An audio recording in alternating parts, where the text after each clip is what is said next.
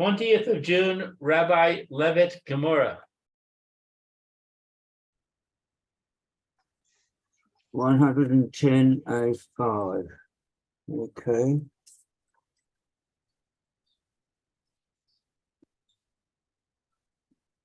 Got the place?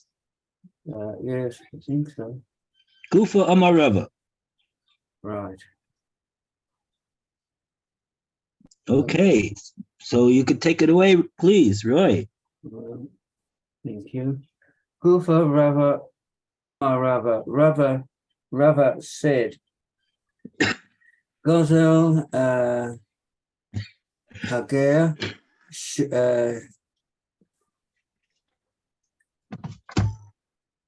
Shehechaziru Barela. If the robber returned the robbed property of a convert to the Kohanim of the Mishmar at night, he returned what he robbed from the convert to a Kohanim of the Mishmar at night. Lo Yotzeh, he has not discharged his obligation. Etaziruhu Chatzayin Lo Yotzo. And if he returned it in halves, he has not discharged his obligation. May ta'ama, what's the reason? Asham Kariye Rachamina, it's because the merciful one calls the payment an Asham. And I've got to note that this refers to the Keren. But you can have anything as an option. Anyway, hence it is subject to the laws of Asham, which must be brought during the day and cannot be brought in halves. And then there's a related ruling by Rava. So do I go on or? The Asham offering is only brought during the day, right? Mm-hmm. And it can't be brought in the Chatzoin. Can't be brought in installments.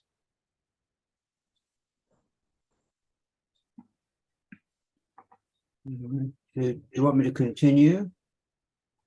Okay, let's see. Doesn't seem to be any Rashi. Okay. Right. The Omar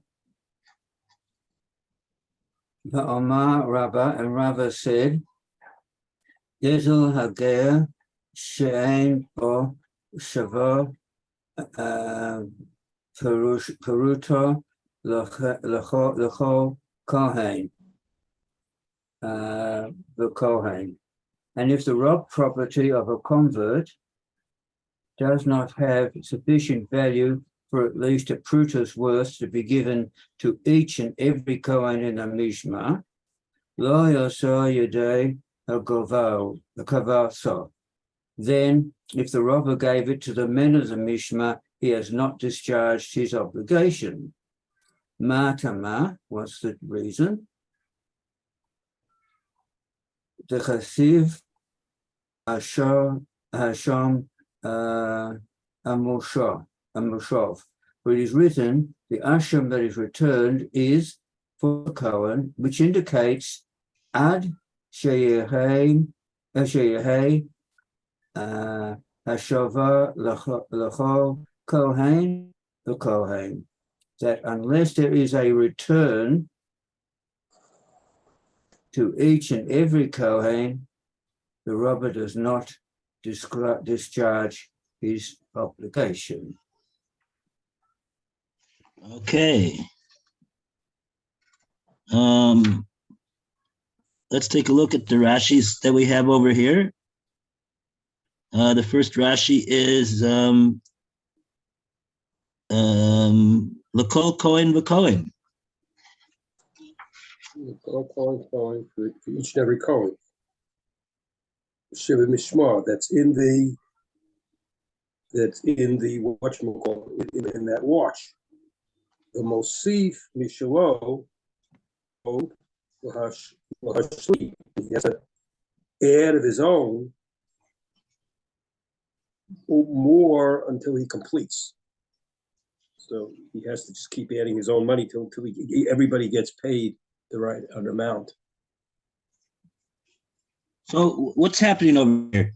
Let's say we've got 20 Kohanim in the Mishmar, and we're learning over here from Rava that there has to be in the hashava that's made at least a sheva prutas worth for each one of these 20 Kohanim. What's Correct? a mishmar? What? What is a mishmar? Mishmar is the 24 rotations. Every week there's a different mishmar. There's a different rotation for Kohanim to come to the base of Mikdash.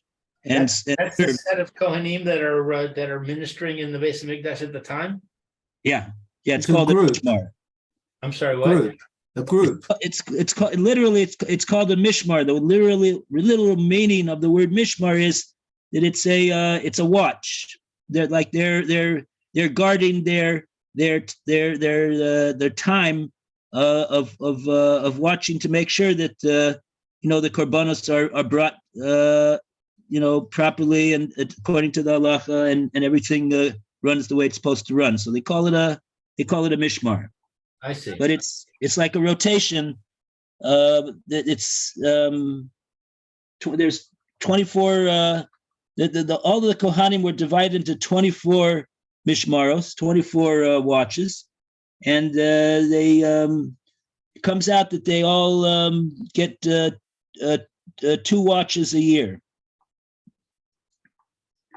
and the rest of the weeks are as yontif. They all come.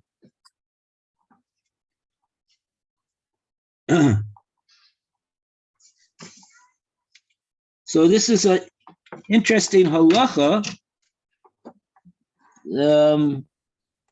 that Rav is saying over here, that in other words, regardless of the actual value of the gezel that this Goslin guzzled from this ger,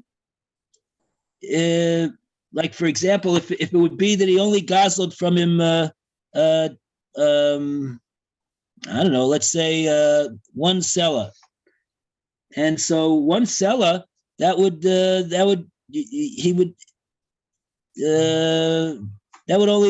only be enough. He could already pay out the 1 sela by giving a pruta to 10 kohanim, let's say.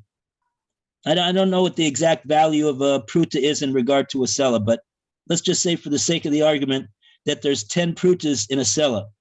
So if he stole 1 sela, so really it's not enough for him to give back the sela to the kohanim. He's got to give at least a pruta to each one of them. So then he's got to be, Rashi said, he's got to add on to the sela that he stole another sela to be able to give sheva pruta to the other 10 kohanim that are in this rotation.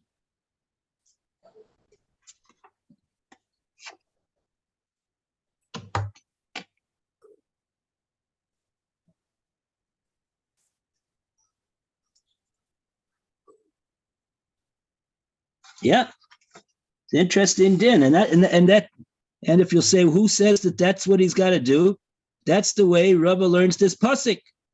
It says in the pasuk, "Ba'asham hamushav," the asham that will be, that is returned, that should be returned, that is returned to the Kohen, and this asham again is referring to the Karen, the principle of the gezel that he stole. And we're saying that there's got to be a hashava to each and every Kohen. That's what we're understanding from this pasuk.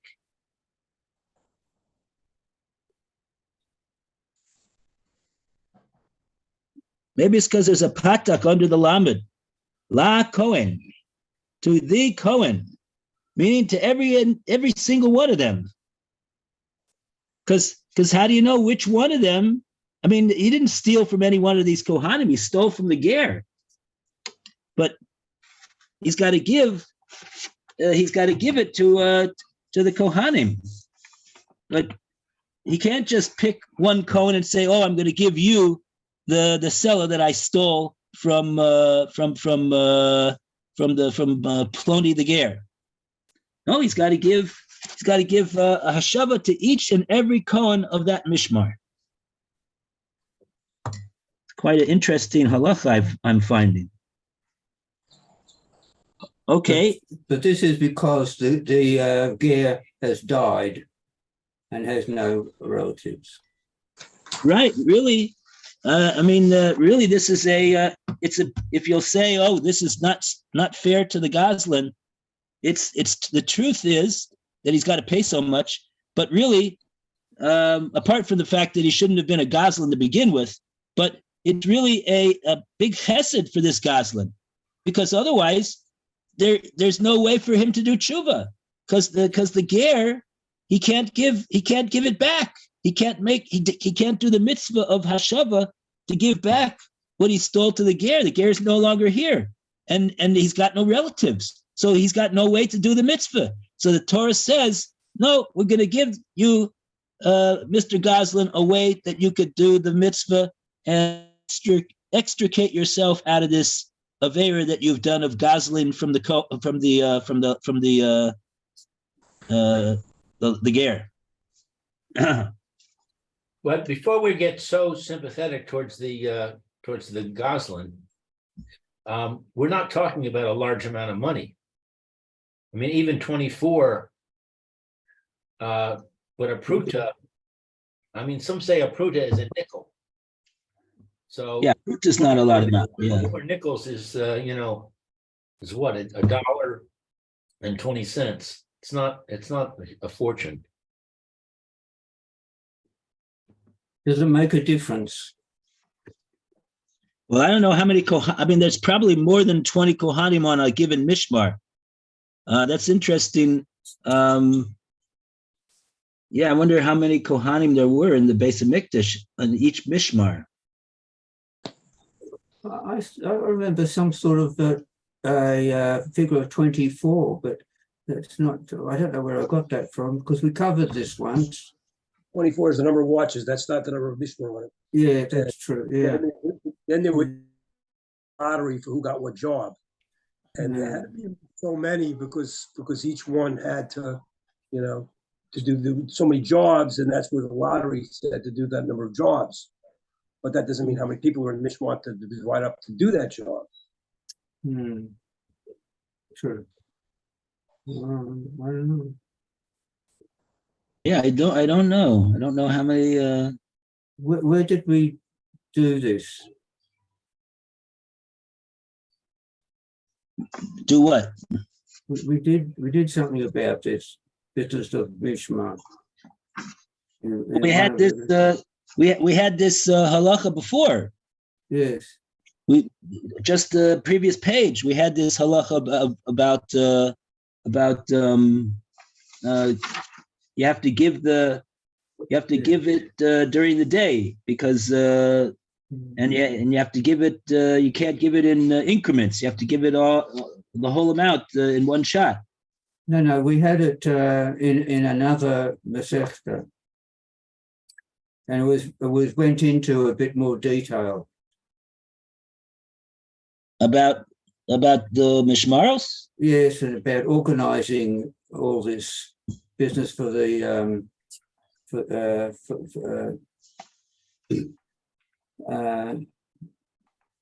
the temple. Yeah, I don't. In Bava Kama? I don't know. I don't remember. Okay, I don't. Well, maybe I did it somewhere else. We did it in Daf Yomi somewhere once. Yeah, I don't think it was in Bava Kama. No, I don't remember. Anyway,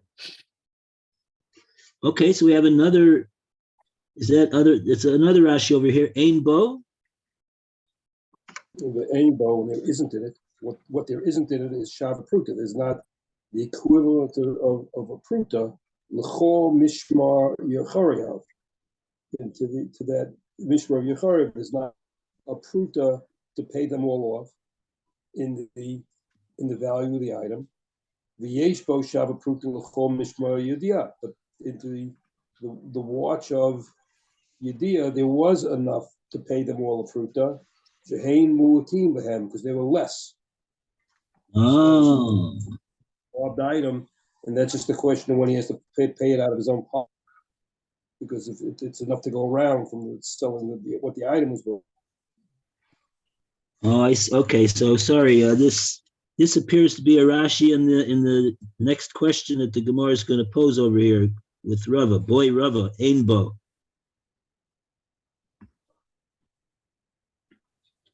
So let's read that Baya of Rava right now.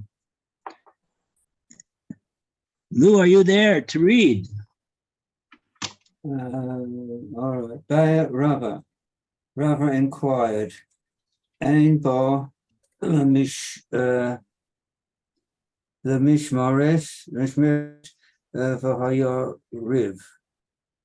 So if the property doesn't have sufficient value for a Pruta's worth to be given to each Kohen, then in the Mishmar of Yehariv, Yehariv,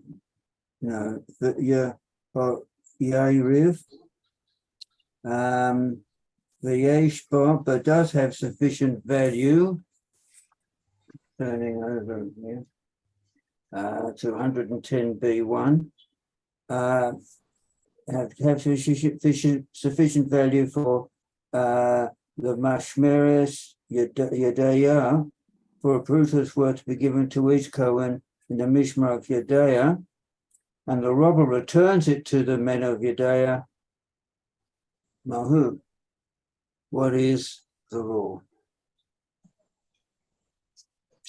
And the Gemara explains the inquiry, the question, in the next bit.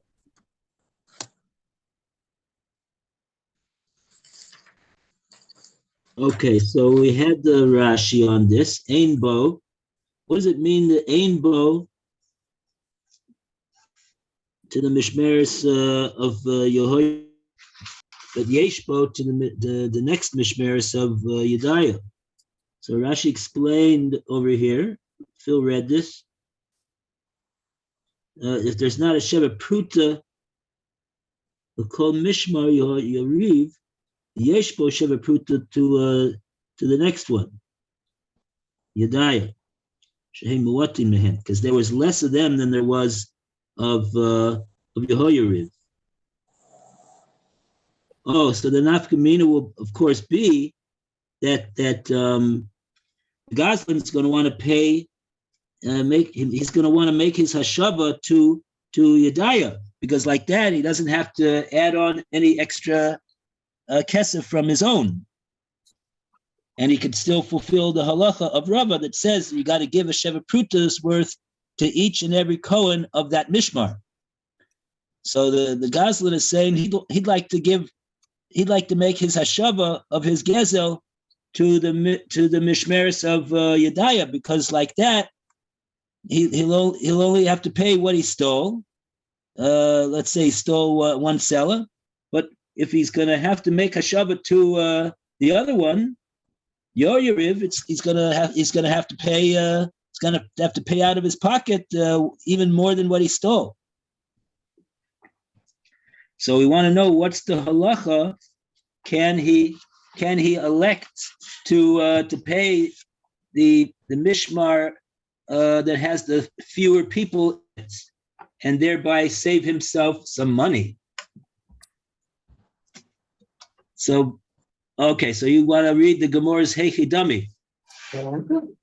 It seems to me to be a very clear question. I don't know what the Gemora's problem is, but the Gemora asks Heichi Dami, which generally means we don't understand the question. Okay, Let's see what the Gemara doesn't understand.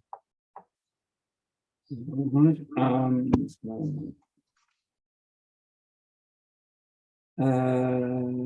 what is the law? Echidami, what's the case to which the inquiry applies? I see. Uh-huh. Do you want to go on? Or-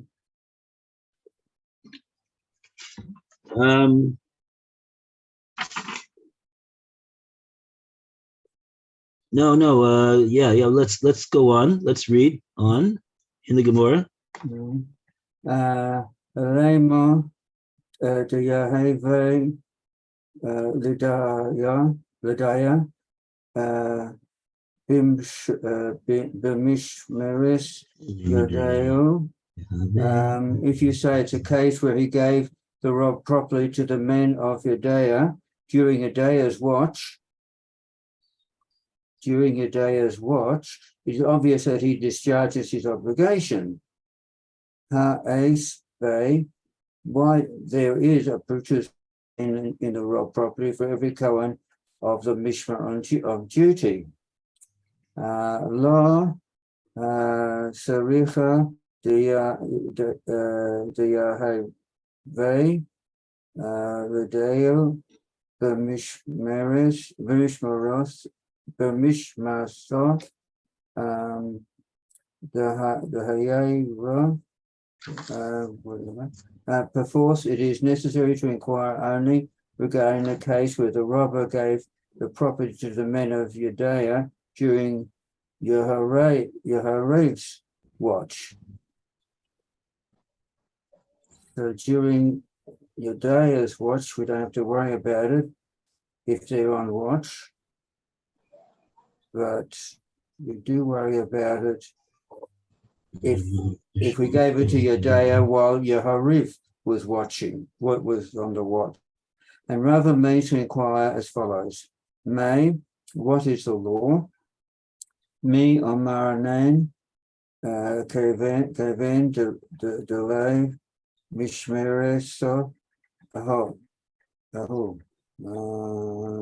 Do we say that since it is not Judea's watch, Valal Kalum, returning the rob property to them is nothing, or Dilma, or perhaps we say that Kevin Dolo Chazir, since the rob property is unfit for return to Yehorav, for it does not contain a prutus worth for every member of that Mishmar, Makora Lidaya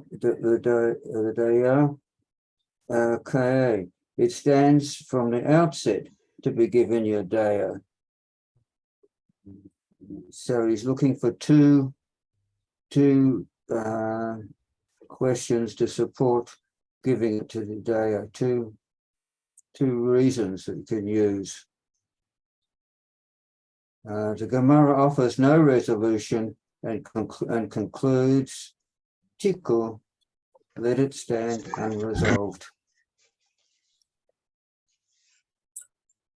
Okay, so now we understand. This is what the Gemara didn't understand. Heiki dummy, says the Gemara. We don't understand. What exactly what's the question over here that Rava had? If you say that he came to the Goslin, came to give back the Gezel to the Kohanim during the Mishmar of Yedaya, so then that's Gemara says ha'isle, ha'isbe. There's no problem with what he's bringing. He has the amount that he's bringing to give back the Gezel is going to be enough to give a Sheva Pruta to each and every Kohen. And for sure, there's no doubt about the fact that he would be Yotze in that case. He doesn't have to go look for a different Mishmar and add more money and give to them. The ones that are they're working now, when he showed up at the Beis HaMikdash, I guess, is Yedaya. So he gives it to them, and he's Yotzit. There's no that couldn't have been Rava's question. Does he have to give it to could he is he allowed to give it to Yedaya, or does he have to give it to Yehoyariv? So the Gemara says, no, that's not the question. The question is that he came during the Mishmeres of Yehoyariv.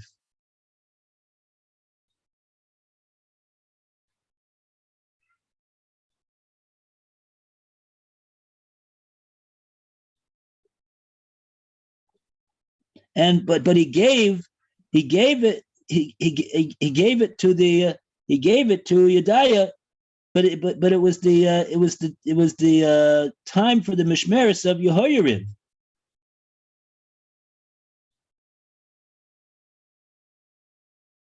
Then we want to know what's the din in that case. So that it's not really the Yedaya's mishmer at that point. So do we say, right? If it's not their mishmar, so it's no use to give it to them. So do we say that since he didn't give it to the one that's working in the Beis Hamikdash at that time, it's not their mishmar, lo klumhu. It's not effective at all. That's not called a hashava at all. He didn't do it. So that we understand also. Seem to be very clear. But so what's the tzad to be in doubt about? Dilma kaven de lo hazile mikara liyadaya koi. What does that mean?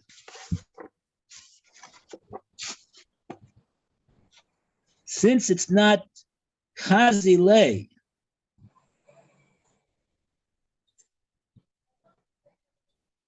since it's not really fitting to give to this mishmeres of Yehoyarivs, in view of the fact that it's not their mishmer right now.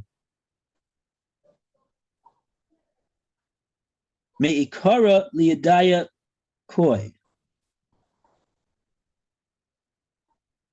Rabbi, the English says a little different from what you just said.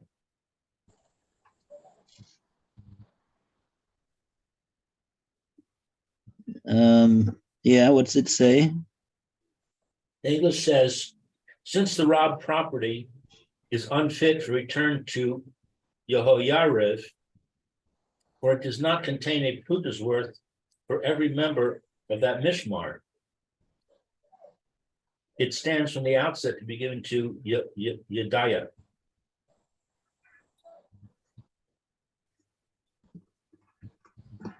Oh, I see. The Chazile is going on the Yehoyariv. Okay, it's not fitting for them. It's not enough for them. So since it's not enough for them, he can't fulfill his obligation according to Rava with just giving the amount that he gazeled. So therefore, mikara leyadaya koi. It's regarded as being designated, I guess, for the smaller mishmar from the outset. Right.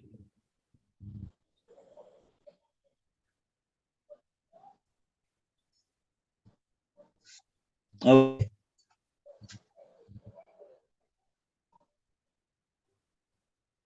All right. Okay. Okay, so now we have another question of Rava, Oy Rava. Okay, Lou, you want to read Oy Rava, Kohanim. Rava inquired, Kohanim mahu she yach luku gezel hager be neged gezel hager. Are Kohanim permitted to divide the robbed property of a convert against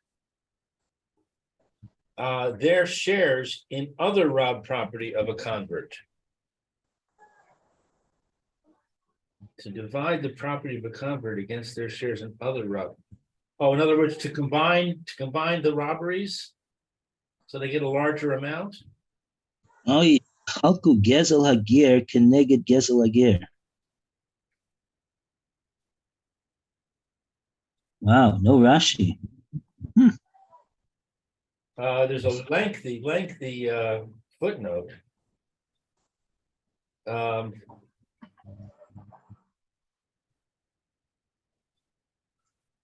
Anyway, let me read on and then we can discuss.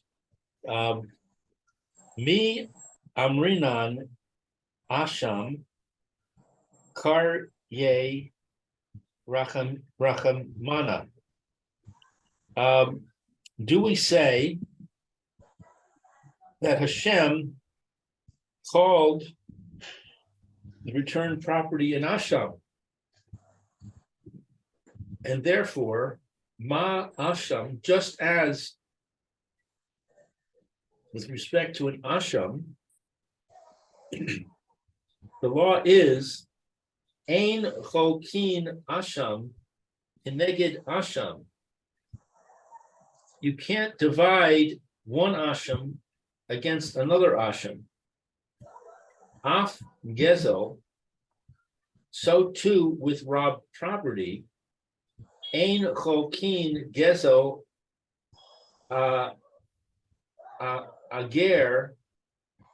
Hager Keneged Gezel. Cannot divide the property of a convert against the property of a convert. Odoma, or maybe Gezel Hager Mamona, who the robbed property of a convert is a monetary possession. And therefore, it's not an asham. It's not like an asham. It's something that can be divided up and mixed and matched as desired. Okay, so the footnote says, may a Kohen tell his fellow, take my share of this convert's property, and I will take your share of that convert's property. That apparently is what it means when it says against the robbed property. Divide against the robbed property. I don't really get what he's accomplishing by that.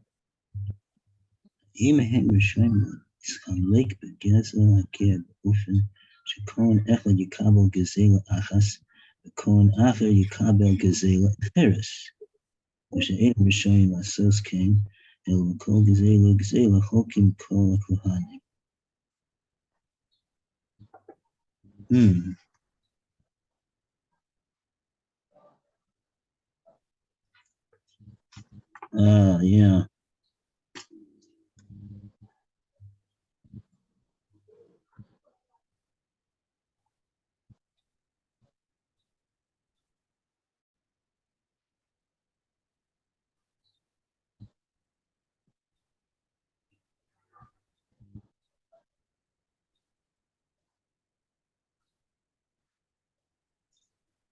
Can Cohen forego on his chalik in the gezel that he's entitled to in exchange for his fellow Cohen foregoing to him a chalik, his chalik in a different gezel, in a different gezel, or even if they make such a deal between them, there's no it doesn't work.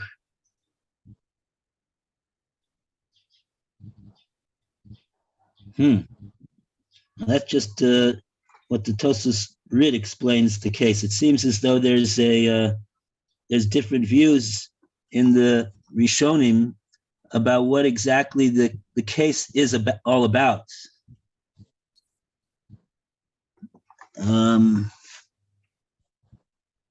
I see that there's a Rashi over here.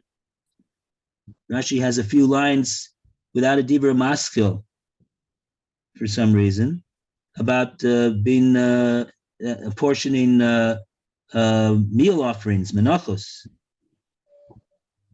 keneged menachos, and also korban keneged korban. Which is not in the Gemara. Yeah, it's sort of like a yeah. So sounds like Rashi saying, trying to give you a little assistance in figuring out what's going on over here with the question that Rav is asking. It's not a question which is exclusive to Gezel Ager. It's a overall question amongst Kohanim in regard to making deals about whether they can divide up different offerings that they're entitled to a specific share of. Like one, can they do that? Or okay, so we need a little bit more to figure out what's going on over here. And I see. That's what Rashi says. Okay. All right. Well, we'll try tomorrow to clarify this a little bit more. Bezos Hashem. Thank you, Rabbi. Okay, thanks. Have a good Right. Kodesh, everybody. Kodesh Tov. Kodesh Tov, Kodesh U'Mevorach. All right. Thank you. Kodesh Be well. Tovos.